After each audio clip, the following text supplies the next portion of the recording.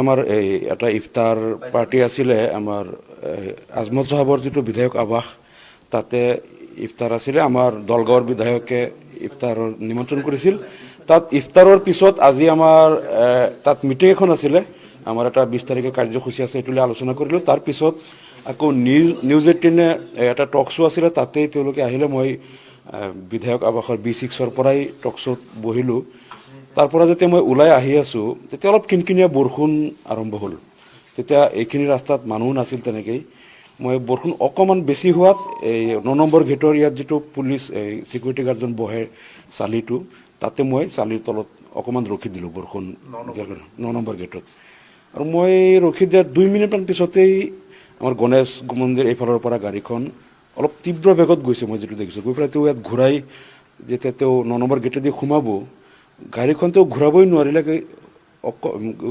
বাওঁফালে যেটো পোষ্ট আছে পোষ্টত খুন্দা মাৰি দিলে আৰু ইমান জোৰে খুন্দা মাৰি দিলে ইয়াত মই অকলে আছো কোনো মানুহো নাই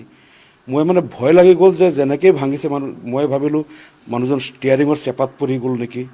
তাৰপিছত মই এইখিনি দৌৰি গ'লো বৰষুণ অলপ অলপ আছিলেই গৈ পেলাই মই দৰ্জাটো অলপ বেণ্ড হৈ গৈছিল মই টানি খুলিলো দৰ্জাটো খুলি তেওঁ আচলতে ষ্টিয়াৰিং বেলুনটো ফুলি যোৱাৰ কাৰণে মানুহজন ষ্টিয়াৰিঙৰ চেপাত নপৰিল মানে তেওঁক মই ধৰি উলিয়াই আনিব পাৰিলো মানে অকলে আছিলে তেওঁ অকলে গাড়ীখন অকলে আহিছিলে তাৰপিছত যেতিয়া তাক উলিয়াই আনিলো আনি এতিয়া এই গাড়ীখন আকৌ ৰুটটো ব্লক হৈ গ'ল অলপ 1 মিনিটমান পিছতেই সিফালৰ পৰা গাড়ী দুখন আহিছে এইফালৰ গাড়ীবিলাক ব্লক হেৰি হৈ গ'ল তেতিয়া মই বোলো এই গাড়ীকেইটাতো ইয়াত জাম লাগি যাব আপোনাৰ গাড়ীখন এইফালে অলপ সাইড কৰি দিওঁ এতিয়া মই কৈছো আপুনি ষ্টিয়াৰিঙত বহক আপুনি খালি অলপ কাটি দিব আমি এই গাড়ীৰ পৰা দুজন মানুহ মাতি আমি ঠেলি গাড়ীখন নি পেলাই এটা সাইড কৰাই দিলোঁ কৰাৰ পিছত তেওঁক মানে ক'ত দুখ পাইছে তেওঁ ইয়াত কাপোৰো ফালিছে আৰু বুকুত খুব তেওঁ প্ৰচণ্ড বিষ ইয়াত বুকুত হাতেৰে এনেকৈ ধৰি এবাৰ উঠি যায় বহি যায় মানে মোৰ এটা ভয় হ'ল যদি বুকুত এটা প্ৰচণ্ড আঘাত পাইছে মই বোলো মই গাড়ী মাতি দিওঁ মোৰখন আপোনাক মই ইমিডিয়েট GMCH বা কোনোবা এখন হস্পিটেলত নি যেহেতু আমাৰ ইয়াত ওচৰতে ক্লিনিক এছেম্বলি ক্লিনিকটো তেতিয়া বন্ধ হৈ গ'ল তেতিয়া মই ক'লো যে মোৰ গাড়ীখন মাতি দিওঁ আপোনাক মই GMCHত লৈ পেলাই হেৰি কৰোঁ তেতিয়া কৈছে ফোন কৰি দিছে মই কৈছোঁ আপুনি কোনজন MLA তাত গৈ আছিলে তেতিয়া কৈছে মই শিৱামণি বৰা তাত যাম শিৱামণি বৰা আপোনাৰ কি হয় জেঠাই নামটো সুধিলোঁ তেওঁ নীল বুলি ক'লে তেতিয়া তেওঁ ফোন কৰি দিলে শিৱামণি বৰাৰ তাতে মই কৈছিলোঁ না মোৰ গাড়ীখন মাতি আপোনাক লৈ যাওঁ তেতিয়া মানুহ এজন আহিলে অলপ পিছত শিৱামণি বৰাৰ পৰা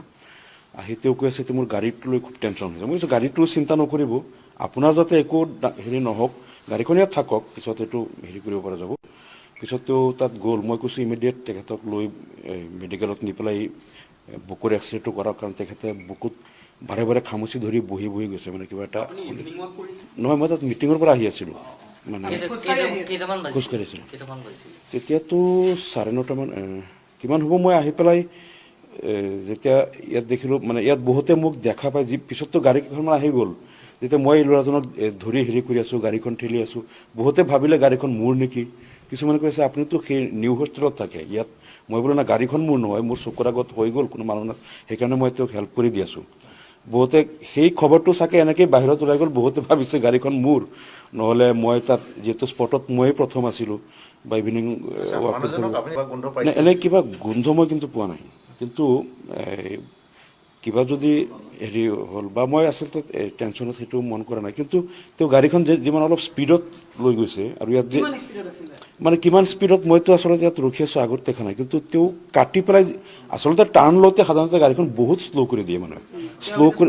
শ্ল' নকৰে মানে যিমান স্পীডত আহিছে ইমান স্পীডততো মানুহে নাকাটে না হয় মই অৱশ্যে এইটো ছাইডত আছিলোঁ এই অপজিট ছাইডত নহয় সিফালৰ পৰা খুন্দাটো মই যিটো ছাইডত পুলিচজন এইফালৰ পৰা গৈছে এছেম্বলিৰ ফালৰ পৰা গণেশ মন্দিৰ ফালৰ পৰা এইফালৰ পৰা গৈ তেওঁ যেতিয়া টাৰ্ণ লৈ সোমাব 9 নম্বৰ গেটেদি সোমাওঁতে মানে বাওঁফালৰ পোষ্টত খুন্দা মাৰিছে মই ক'লো সোঁফালৰ পোষ্টত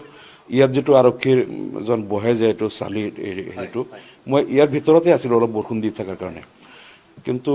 মানে পিছত এটা কাৰণে মনটো ভাল লাগিল মই কিন্তু বহুত ভয় খাইছোঁ যে মানুহজন মানে যিমান স্পীডত আৰু গাড়ীখনৰ যি অৱস্থা আপোনালোকে চাগে